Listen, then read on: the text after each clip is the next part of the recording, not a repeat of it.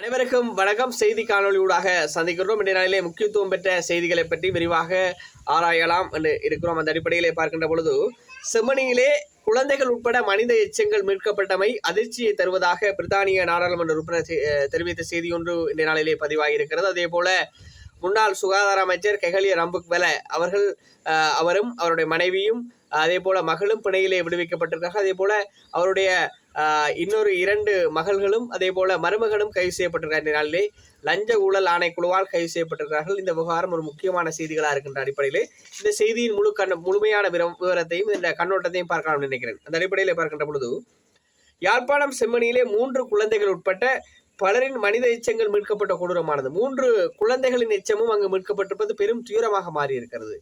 இது பல்வேறுபட்ட விசாரணைகளை இட்டுச் செல்ல வேண்டும், சர்வதேச விசாரணைகள் ஆரம்பிக்கப்பட வேண்டும் என்று சொல்லி பலரும் அங்கு கவனத்தை செலுத்துகிறார். இந்த அடிப்படையிலே பிரித்தானியாவின் நாடாளுமன்ற உறுப்பினர் ஒரு தமிழராக இருக்கக்கூடிய பெண்மணி உமா குமரன் யாழ்ப்பாணம் செம்மணியில் 3 குழந்தைகள் உட்பட பலரின் மனித எச்சங்கள் மீட்கப்பட்ட கொடூரமானது உண்மையிலேயே அதிர்ச்சி ஊட்டுவதாக தெரிவித்திருக்கிறார். அவர் அந்த செய்தி இப்படி நீண்டு செல்கிறது.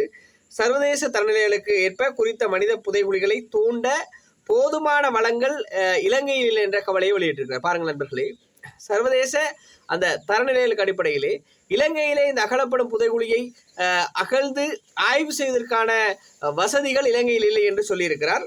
பிரித்தானிய வெளிவிகார மற்றும் பொதுநலவாய மற்றும் அபிவிருத்தி அலுவலகத்தின் செயலாளருக்கு அவர் அனுப்பியுள்ள கடிதம் ஒன்றிலே இந்த விடயத்தை தெரிவித்திருக்கிறார்.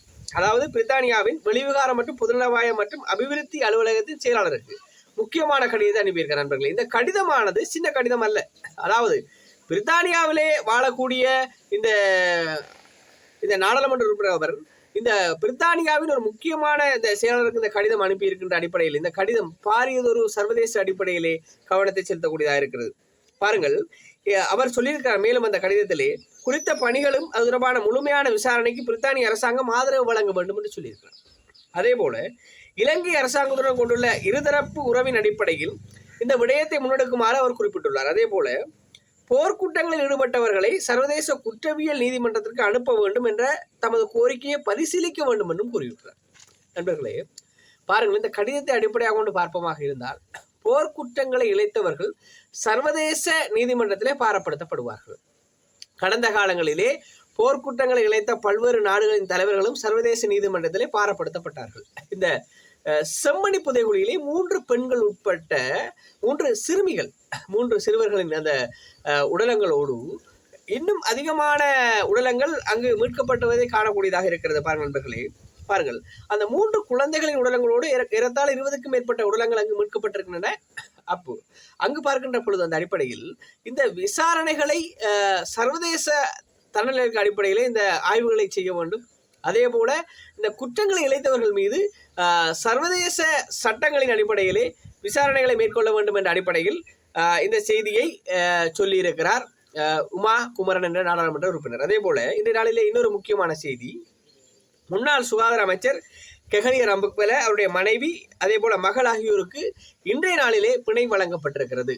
அந்த விவகாரத்தை முழுமையாக நாங்கள் பேச வேண்டும். அதே போல அதாவது கெஹலிய ரம்புக்வெலவின் 2 மகள்களும் அதே போல மருமகனும் கைது செய்யப்பட்டிருக்கிற அந்த செய்தியும் இந்த நாளிலே பாரிய அளவிலே முக்கியத்துவம் பெறக்கூடிய செய்தியாக இருக்கின்றது. நண்பர்களே, பாருங்கள், என்ன விவகாரம் என்று சொன்னால், பாருங்கள், அங்கு தொடர்ச்சியாக இவர்கள் லஞ்ச ஊழல் ஆணைக்குழுவால் தான் இந்த கைது இடம்பெற்றிருக்கிறது.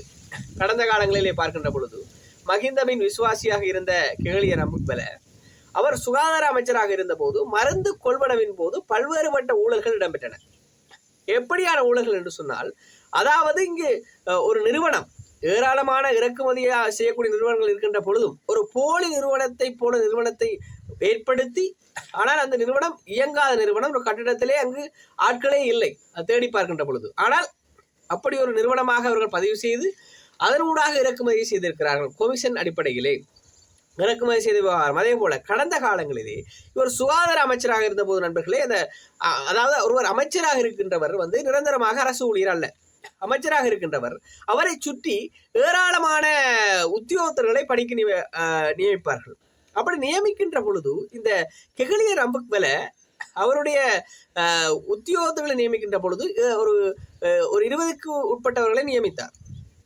நியமித்து அவர்களுக்கான சம்பளம் சென்றது. அவர்கள் 2-3 கணக்குகளிலே அவர்களுக்கான சம்பளம் செலுத்தப்பட்டு அந்த 3 கணக்குகளில் இந்த பணம் ஒரு கணக்குக்கு சென்றது. அதாவது 3 கணக்குகளுக்கு சென்ற பணம் அப்படியே பார்த்தீங்கன்னு சொன்னால் இன்னொரு தனியொரு அக்கௌண்ட்டுக்கு போகுது. அந்த அக்கௌண்ட் ஆறு பேரில் இருக்குன்னு சொன்னால் சுகாதார அமைச்சருடைய பேரில் இருந்தாலும் அதனை கையாண்டது சுகாதார அமைச்சரின் மகள், முன்னாள் சுகாதார அமைச்சர் கெஹலிய ரம்புக்வெலின் மகள் தான் பணத்தை கையாண்டார். அதாவது 70 80 லட்சம் வரை அவர்கள் அந்த பணத்தை சூறையாடி இருக்கிறார்கள். பல்வேறு பட்டவர்களின் பெயர்களை குறிப்பிட்டு அவர்களுக்கு சம்பளம் செல்வதாக காட்டி 80 லட்சம் ரூபாய்க்கு மேலே களவெடுத்திருக்கிறாங்க. அதே போல இப்படியான விவகாரம் இன்னொரு விடயம். சுகாதார அமைச்சரின் 2 மகள்கள் இங்க கூட ஒரு அரசு அலுவலராக இருக்கலாம், இல்லாட்ட ஒரு அமைச்சராக, ஒரு அரசியல்வாதி அல்லது பிரதேசபை உறுப்பினர் அல்லது பிரதேசபை சேர்மன், தவிசாளர் அல்லது மாநகர மேயர் இவங்கெல்லாம் இருக்கிறாங்க. நீங்க இவங்கள் சட்ட ரீதியாக உழைச்சு காசு சேர்க்க இல்லை, இவங்களுக்கு எந்த தொழிலும் இல்லை, ஆனால் இவங்ககிட்ட வீடு வாசல் இருக்கு, வாகனம் இருக்கு, இவங்க உழைக்கிறது பிழை என்று உங்களுக்கு பட்டால் நீங்கள் லஞ்ச ஊழல் ஆணைக்குழு இருக்கு கொழும்புல, நீங்கள் அவர்களுடைய குற்றச்சாட்டை லஞ்ச ஊழல் ஆணைக்குழு ஊடாக நீங்க தெரிவிக்க முடியும். ஒரு தவிசாளர் அல்லாட்ட ஒரு அரசு ஊழியராக இருக்கலாம், அரசு அதிகாரியா இருக்கலாம், அதே போல ஒரு அரசியல்வாதி ஏதோ ஒரு வகையில ஒரு காணி எடுத்து தாரன், ஆக்களுக்கு வேலை எடுத்து தாரன் என்று சொல்லி ஏதோ ஒரு வகையில நீங்கள் உங்களுக்கு அந்த விஷயம் தெரியும் என்று சொன்னால், சாட்சியோட சான்றோட உங்களுக்கு அதுக்கான ஆதாரம் இருக்கும் என்று சொன்னால் நேரடியாக நீங்கள் லஞ்ச ஊழல் ஆணைக்குழுக்கு கடிதம் மூலம் நீங்க அனுப்பலாம். இந்த லஞ்ச ஊழல் ஆணைக்குழு நிச்சயமாக நடவடிக்கை எடுக்கும் பார்க்கின்ற பொழுது சுகாதார அமைச்சர் கெஹலிய ரம்புக்வெல. அதே போல இன்னொரு விடயத்தை நான் சொல்லிக்கொள்ளணும். இப்ப மிக ஒரு சொற்ப காலத்துக்கு முன்ன பாத்தீங்கன்னு சொன்னா அந்த கரம்போட்டும் தாம்போட் அந்த வழக்குல வந்ததா லஞ்சம், அதாவது கொமிஸ் அடிச்ச வழக்கு, அந்த ஏறத்தாழ 50 லட்சத்துக்கு மேல அந்த கொமிஸ் அடிச்ச வழக்குலையும் இப்ப உள்ள இருக்கிறாங்களா பாத்தீங்கன்னு சொன்னால் மகிந்தானந்த அலுத்கமகே நளின் பண்டார அந்த அமைச்சர் பாத்தீங்கன்னு சொன்னா அந்த 2 முன்னாள் அமைச்சர்கள், ஒருவர் விவசாய அமைச்சர், மற்றது சத்தோசைக்கு பொறுப்பாக இருந்தவர். அது மகிந்தானந்த அலுத்கமகே கொஞ்சம் தமிழ்ல கேட்பார், கரண அதாவது கண்டியை சேர்ந்தவன்னு உங்களுக்கு சொல்லியிருந்தேன் கடந்த காலங்களில். அவர் இப்ப அழுது கொண்டு இருக்காராம், ஜம்பரோட இருக்கிறாராம், சகாக்கள்கிட்ட சொல்றாரு எப்படியாச்சும் எங்களை வெளியே எடுத்துருங்கன்னு சொல்லியிருக்கிறாங்க. இவர்களும் ஊழல் லஞ்ச ஊழல் வழக்கு தான். அதே போல நண்பர்களே, ஏராளமான நபர்கள் மீது லஞ்ச ஊழல் வழக்கு இப்பொழுது தாக்கல் செய்யப்பட்டு கொண்டிருக்கு. சாமர சம்பத் தசாநாயக்க உங்களுக்கு தெரியும், உங்களுக்கு சொல்லியிருந்த முதலே. அவர் பாத்தீங்கன்னு சொன்னா முன்னாள் மாகாண முதலமைச்சர். அவர் தனக்கு அதாவது ஒரு பேங்க்ட பிஓசி பேங்க்ட கேட்டிருக்கிறார், என் அக்கௌண்ட்டுக்கு நீங்க ஒரு 30 லட்சத்துக்கு மேல காசு தாங்க என்று சொன்னா நான் இந்த நிதியத்தினூடாக சாமர சம்பத் தசாநாயக்க நிதியத்தினூடாக பள்ளிக்கூட பிள்ளைகளுக்கு பேக் வண்டி கொடுக்க போறோம் எடுக்கிறார். பேங்க் கொடுக்கிறாதானே, அதாவது பொதுவாக மாகாண சபைக்கு உதவி செய்யலாம், மாகாண சபை ஊடாக உதவி செய்யலாம். ஒரு தனிப்பட்ட அரசியல்வாதியின் கணக்குக்கு 30 லட்சம் ரூபாய் காசு கேட்டிருக்கார், என்ற நிதியத்துக்கு காசு தாங்கும், என்ற பேர்லாம் நிதியம் இருக்கு, சாமர சம்பத் தசாநாயக்க அந்த நிதியத்துக்கு காசு தாங்கன்னு கேட்டிருக்காரு. பிஓசி அரசு வங்கி கொடுக்கலாது. அப்ப அவர் என்ன செஞ்சிருக்க, உடனடியாக அங்க இருந்த ஏராளமான நிலையான வைப்புகளை, மாகாண சபைக்கு சொன்ன நிலையான வைப்புகள் உடனே மீளப்பெற்றிருக்கார்.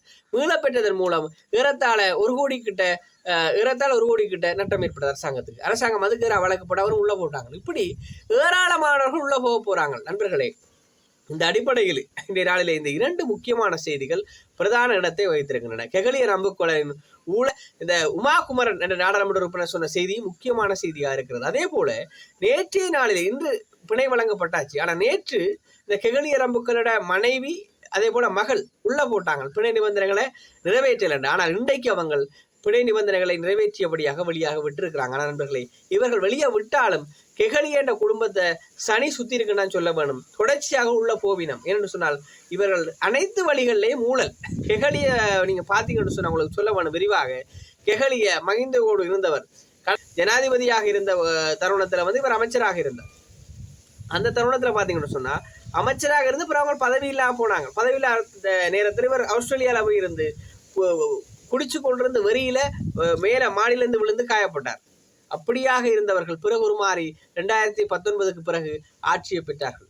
ஆட்சியை பெற்றுத்தான் கோட்டாபய வந்தார். கோட்டாபய வந்தப்புறம் கடுமையான ஊழல். அதுதான் உங்களுக்கு தெரிய வேணும். அந்த காலப்பகுதியில் இவர் பாத்தீங்கன்னு சொன்னால் இவர் அந்த மருந்துல, அதாவது புற்றுநோய் மருந்துக்கு பாத்தீங்கன்னு சொன்னா புற்றுநோய் மருந்தாளர்களுக்கு அந்த மருந்த தண்ணியை மட்டும், வெறும் தண்ணி பைப்பில் எடுத்த தண்ணியை எடுத்து போட்டு புற்றுநோய் மருந்து என்று சொல்லி இறக்குமதி செய்து காசு உழைச்சார்கள்.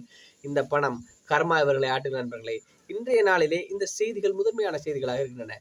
இதே போல விரிவான செய்திகள் கண்ணோட்டத்தோடும் செய்தி பற்றிய பின்புலத்தையும் அலசுவோம். மீண்டும் ஒரு காணொலியில் சந்திப்போம். நான் உங்கள் செந்தூரன். நன்றி, வணக்கம்.